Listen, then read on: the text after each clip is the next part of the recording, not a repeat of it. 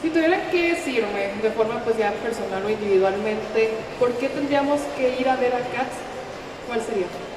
Well, there just aren't many pieces of theater that tell stories in this way that this one does.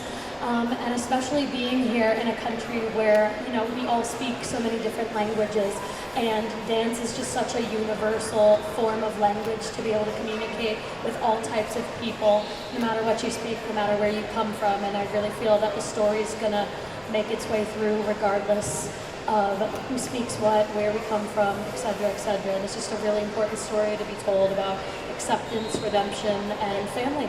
Yeah, I really agree with Michelle. This is a really iconic piece of theater that's been around for a really long time.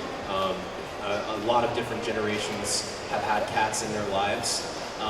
It's a really iconic piece because it kind of changed the rules of what a musical could be. And also it's just a really good time to watch. It's great for any age group, great for any demographic. Not to talk too much about myself, my number's a lot of fun, so you should absolutely come see it for that. It's just great, and, like, you're guaranteed to have a good time.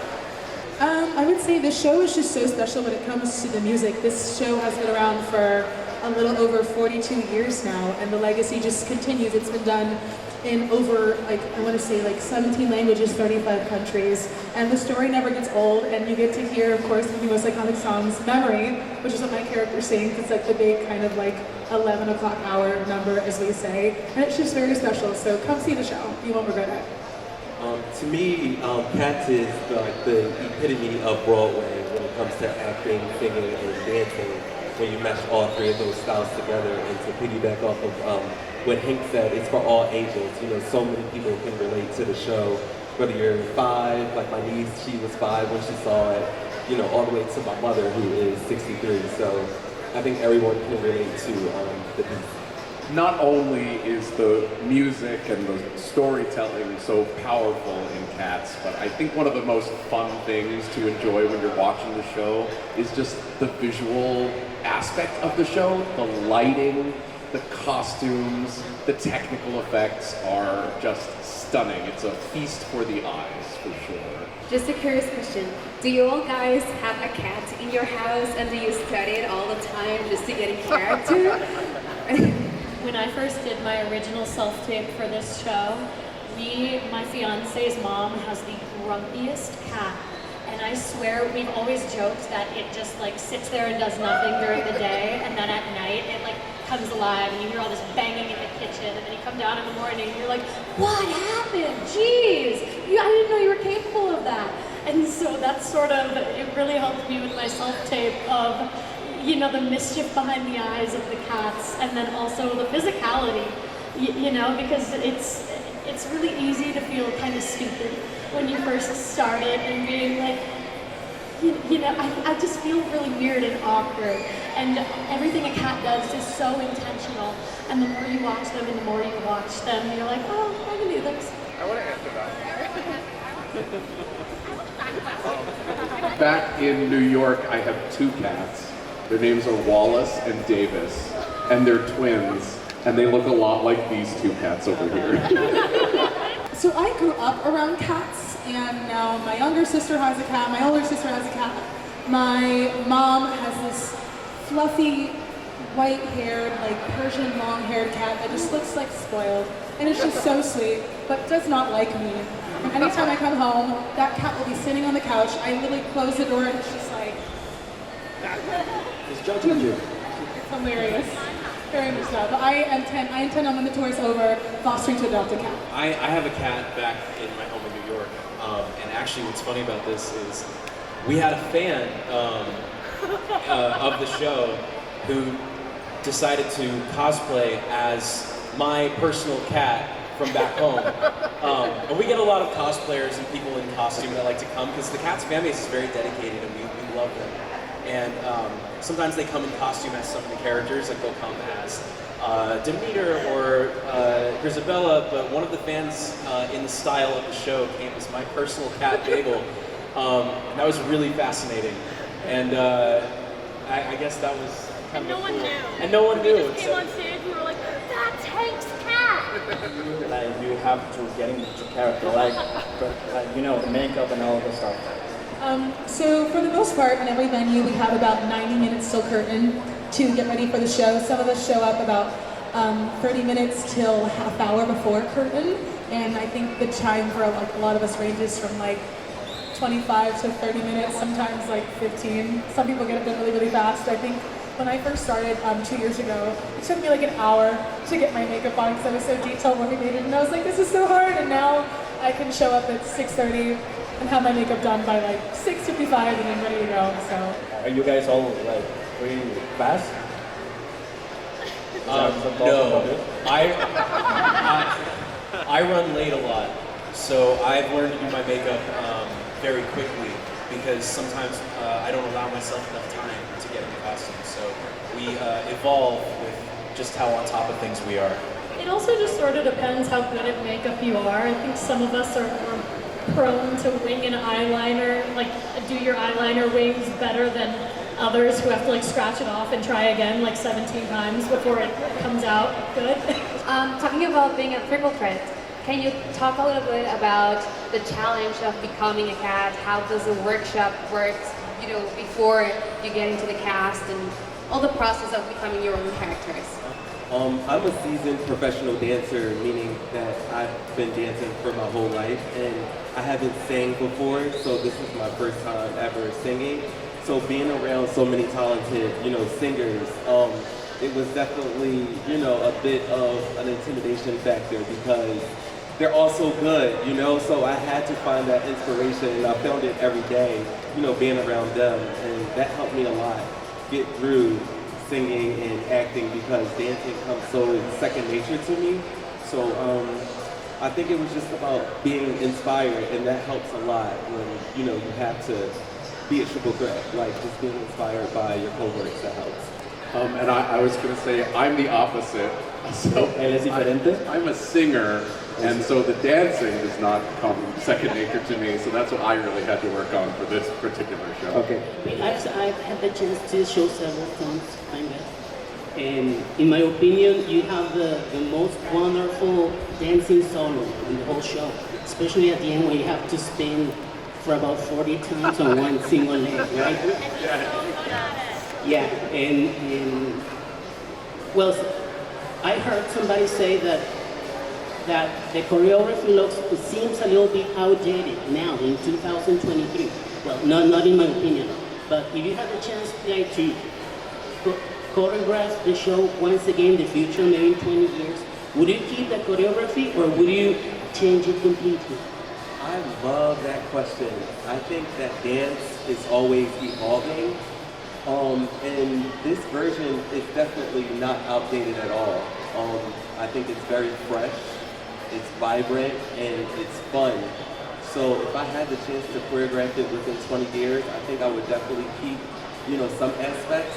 So probably about 80% of it would be the same, and 20% of it would probably be a little bit different, and I tweak it. But the conjuring turns would still be there. Isabella, how do you feel about doing singing memories? Oh my God. Singing this song is truly, I would say, a blessing is an understatement. This is a song that I grew up knowing as a kid. I grew up around musicians and performers, and then as I got older and I even tried just singing it at karaoke or other theater things, I was like, wow, this song's really hard, I can never do this. Fast forward to many, many years later, and now this is my job, and now I sing it night after night. I've sung this song a little over close to 480 times now, which is wild. I sometimes have to pinch myself, but it's just so cool to be the current person in these shoes, in this tour that's been going on for the past 2 years, singing this song because it's one of the most iconic songs in musical theater that Angela ever wrote, and it's just truly stunning. And I just really hope that everyone will come get to hear it live, and it's just truly wonderful to be able to sing it every night. Talking about the production, you mentioned all the visual effects and a little bit in hand with outdated things. How is this Cats production different or newer than the several years that it has been running? So what can you tell us about that?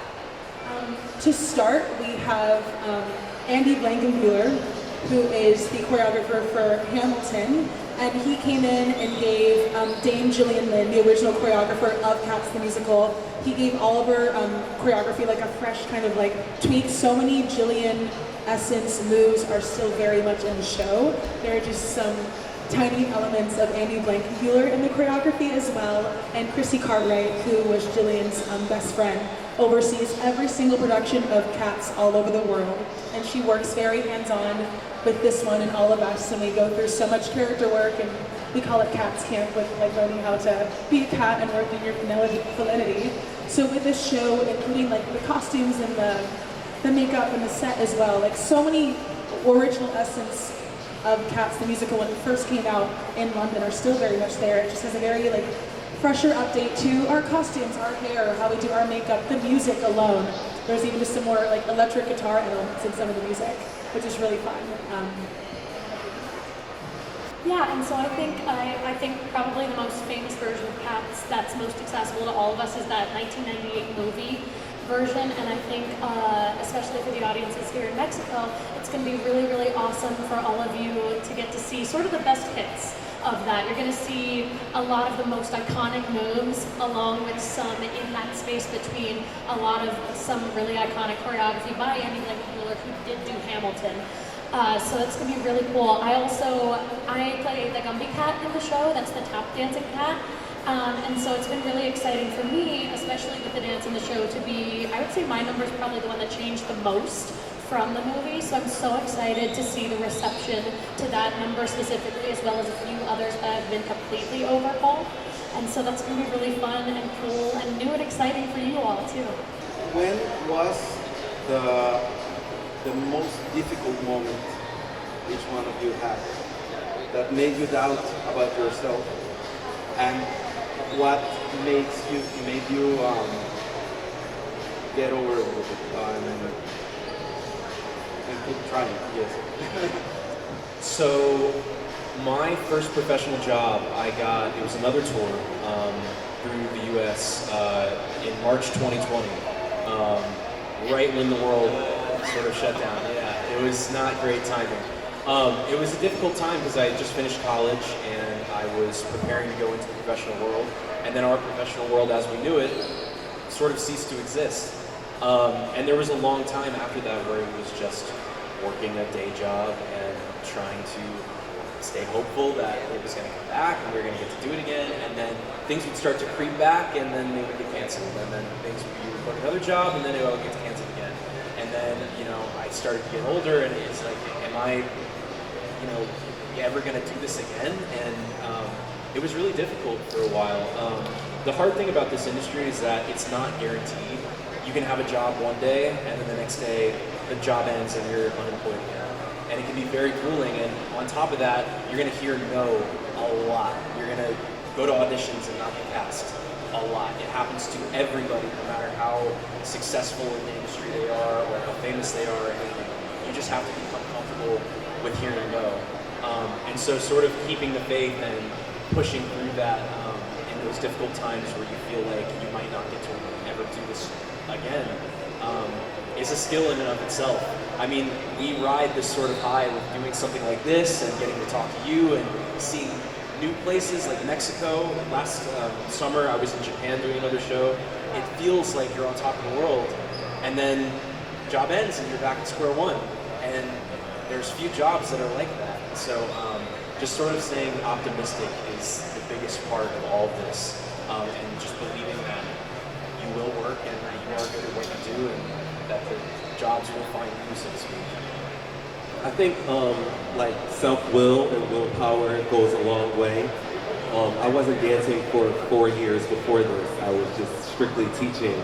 And I'm 29 right now, and I didn't think in a million years that I would be doing this role at this age. I always, when I was younger, I always looked at 29 and late 20s like, oh, that's so old. Like, you're going to diminish, your skills are going to, decline. And, internally, I don't feel that way. But when I was younger, I did think that, So I think it's all so much about what you want and how much you're willing to fight, for what you want. As you were saying, you're gonna get to be like the first some kid who will love to do theater scene. Do you remember what was your first time going to a theater and saying like, oh my God, I really want to be like right there, right up there? Because I think everybody who do theater has that moment. I remember mine, so do you remember yours? Mine, when I first moved to New York in college, I bought a ticket in the very, very last row in the back corner for Aladdin on Broadway. And the genie, who is James Monroe Iglehart at the time, has this one line in Friend Like Me that he says, where he essentially says, and for the back row of this theater, this one's for you. And I just remember how special that made me feel. And then I went to the stage door, and you know, performers have their own lives too, and sometimes they rush out of the stage door, sometimes they stay and talk to you. And he stayed there and talked to me and my friend for over an hour outside of that stage door, and that was the moment when I realized that he made me feel that way and so special, and he had done about like 1,000 performances at that point, so I can't even imagine the amount of people that he had touched at that point. And to be able to touch people in that way is the exact reason why I do this and why I think all of us do this, because somewhere out there, whether it's here in Monterrey, whether it's in Des Moines, Iowa, whether it's in Chicago, there's going to be some kid sitting in the back row, in the back corner of that theater, who's going to say, something's going to click, and they're going to say, this is what I'm doing for the rest of my life. Okay, we all know cats are really, really sexual creatures, right? How sexual are you, and how do you let people know? Because I've seen the show and you play with your coffee. How are you guided into playing rum-tum-tummer? I'm very handsome. On top of that, I'm just sort of naturally very sexy. And I think the role just sort of found me. That's very Any further questions? I could answer this all day. Hi, hola, we're the cast of Cats. Hi. You gotta come see us from April 28th through the 30th here in We'll be at the Showcenter Complex. Come see us. April 28th through April 30th.